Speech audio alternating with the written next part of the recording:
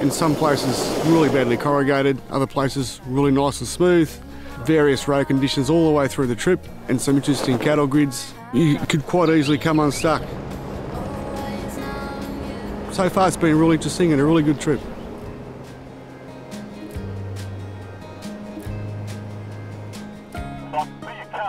The biggest thing, I suppose, is the speed that we're travelling on. Because we've already dropped our tyre pressures, we're driving in dirt roads and roads we're unfamiliar with gravel and big boulders and things like that, so we're keeping the speeds down. So most of us are sitting on anywhere between the 80 to 90 kilometre an hour mark, and also letting each other be wary of cattle grids, drop-offs and all that sort of thing. The first person's sort of breaking the ice wherever we're going, aren't they? Yeah, I mean, if you're not careful, isn't it? You can be caught out on cattle grids because you've got so much erosion out here.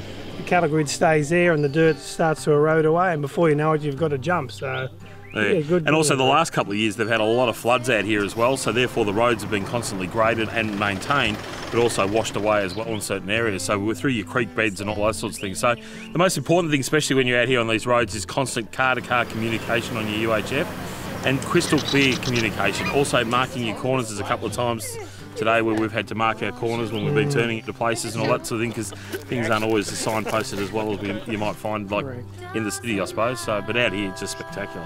Otherwise it was a great run. I think we've all been trouble free, no flat tyres, so must be right. And again, that's by dropping our tyre pressures, which we did earlier yesterday, and maintaining a half decent speed and not absolutely tearing our vehicles up to try and get from A to B at a distant space.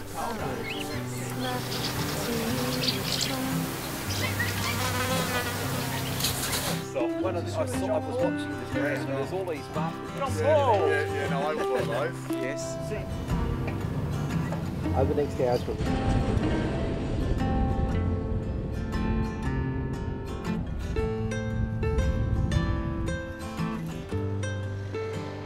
What an incredible diversity in terrain we've seen just in the last few hours since we left Oodnadatta. We started off going through some rolling sand dunes and really beautiful sort of sand hills and great driving as well. I mean, we could do some very reasonably high speeds on very, very smooth surfaces.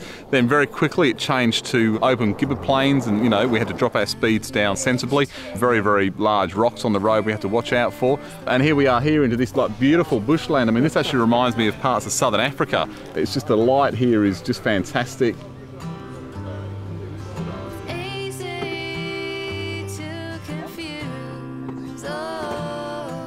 We've got a gorgeous billabong here with some amazing bird life and fish jumping, and it's just incredible that just in this, you know, literally in a couple of 100 k's since lunchtime, we've seen so much diversity in the landscape. And a beautiful time of day now. The sun's just starting to set low in the sky, so you can see we've all got our cameras out taking happy snaps, and what a beautiful afternoon.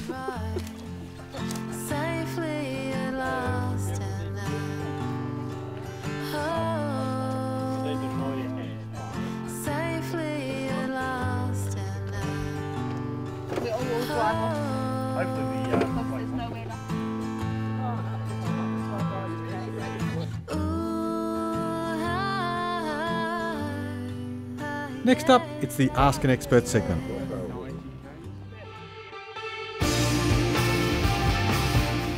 This week's question comes from David Haas of Alfred Cove in WA, and he asks, is there a way to stop windscreen chips from spreading when travelling in remote areas? Well, David, the road from Berrima to Williams Creek certainly put some chips in windscreens. Let's see how Simon dealt with it. Now, with the amount of traffic that's on the roads out here, one thing you need to watch out for is damage to your windscreen. We saw a lot of our vehicles in convoy yesterday get hit with stones, and there are a lot of chips in windscreens. Now, it's not that a chip in a windscreen is a major issue, but once you've got a chip in a windscreen and you're travelling across these rough, bumpy roads, those chips can turn into long cracks. You can eventually end up without a windscreen at all. And that's why we carry emergency windscreen repair kits. Now, it's not going to be a 100% fix, but a kit like this is going to allow us to fill the chip with a resin that will be stronger than the actual glass itself, and that will resist the chip forming into a longer crack. So let's get some windscreens fixed before we head off this morning.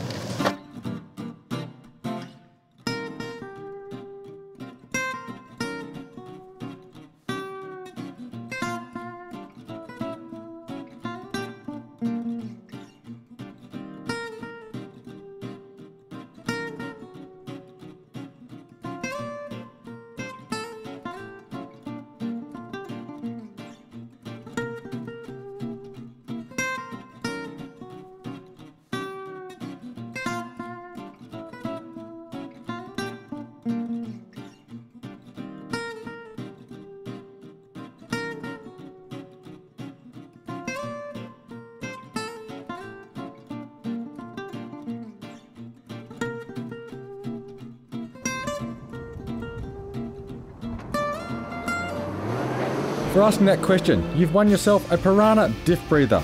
You're also in the running for the wholesale heavy-duty valve body converter lockup and temperature gauge kit, the Light Force 50-watt 170mm striker driving lamp kit, and the RFI antenna pack. For full details, visit the Your 4x4 website.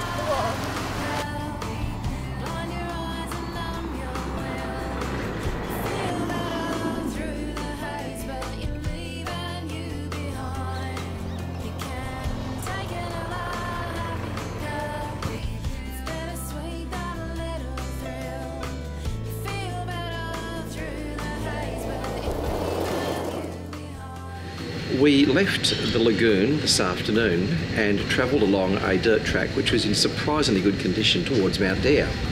My recollections of the track from years ago that was covered in boulders, it wasn't covered in boulders, it was actually quite good, wasn't it? You could see where it had been graded. There was a lot of boulders on the side. A lot. You could see it had been graded in recent times, which left it a reasonably good track. Very, very dusty though. Very dry and dusty. The dust was at a level of dust which is hard to comprehend. But to describe it, and we'll hopefully see pictures of this later, it was like a sea or a lake of dust, wasn't it? Yep. With this magnificent sunset behind it. That was gorgeous, the sunset. That was gorgeous, yeah. But the driving was treacherously difficult. It was, especially just on dusk when the sun went down below the horizon. Yep. You had so much dust with the 10 of us driving. Yes. That we had to stay so far apart from one another that it took us a while to get there. It did indeed. It was a precarious drive, but adventure at the same time. It was fun. Yeah. Well, I was tailgate Charlie, so I was down the back, which was good.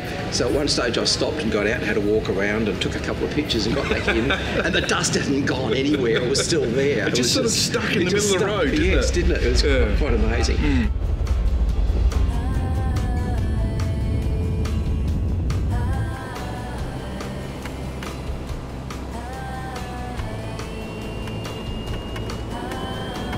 The dust last night as we were coming in was just horrendous towards the end. Unfortunately, we were running a little bit late, so we got in the dark, and because of the coldness, it settled down low, and as you know, it was crawling pace only towards the end there.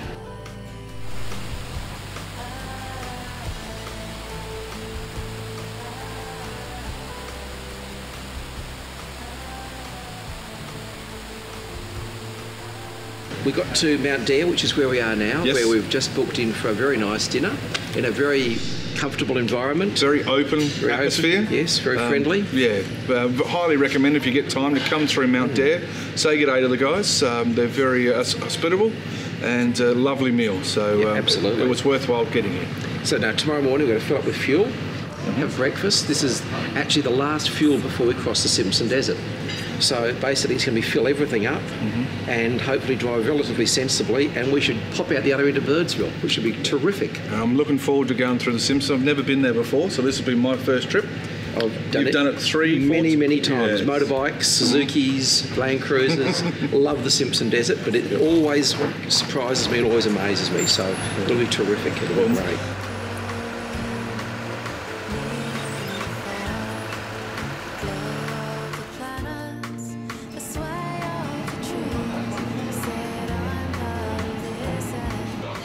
Dave, you've been out this way a few times before.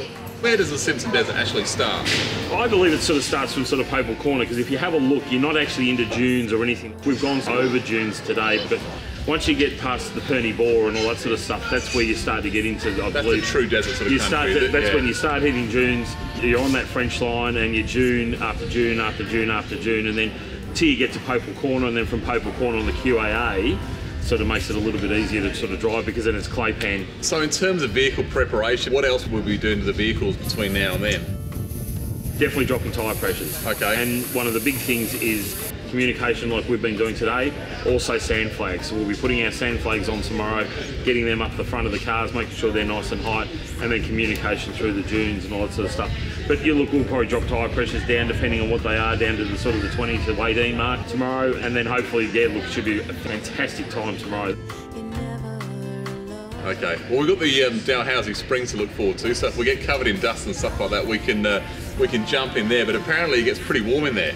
Very warm, and the beauty about our weather, hopefully it won't be too hot. Like today was 31, which was sensational, but hopefully tomorrow, a little bit cooler in the morning, because we'll get there hopefully by 11 o'clock, jump into the water, and it should be, I think the water's about 32 to 34 degrees. Okay, so it's pretty hot. So it's pretty hot, but will just be spectacular.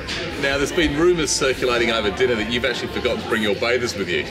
I have forgotten to bring my bathers, so I believe, unfortunately for a lot of people and for our viewers at home, I believe there may be a nudie run on. And why not? Why not? Done. But look, tomorrow's going to be really exciting. Tomorrow's where our trip really starts. So tomorrow, great sleep, up early, some breakfast, and move on down the road. Some dusty conditions again like we came in with last night, so the whole pinnacle of this trip is just doing the desert. It's just an amazing place to be and unique. My father's never even been to the desert. He's been all over the world but hasn't been to the Simpson Desert, and it's one of those few must-do ticks I believe everyone should try and do. Fantastic. At least once a chance, especially with four-wheel driving. Looking forward to it.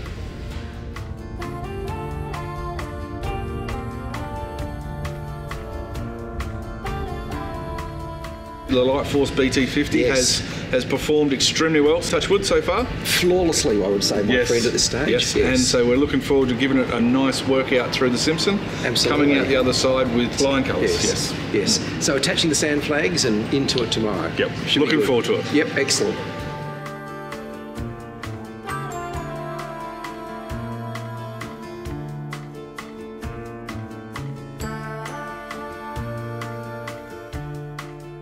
Next up, it's the Your 4x4 photo competition.